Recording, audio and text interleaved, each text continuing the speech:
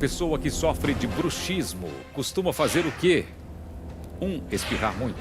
2. Ranger os dentes. 3. Feitiçaria. 4. Roncar muito. Essa é uma pergunta fácil. 3, feitiçaria. É o quê? 3, feitiçaria. Você está certa disso?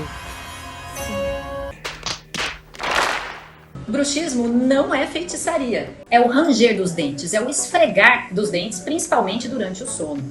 O que o bruxismo causa? Desgaste nos dentes e, em alguns casos, dores. Tem pacientes que chegam aqui na Dental Kids com dor de cabeça, dor aqui no abrir e fechar a boca. Isso pode ser causado pelo bruxismo. Por isso, é importantíssimo consultar um dentista no mínimo a cada 6 meses para que ele faça um acompanhamento dos seus dentes. Se você tiver bruxismo, pode ser que tenha desgaste nos dentes e o dentista vai te indicar o melhor tratamento.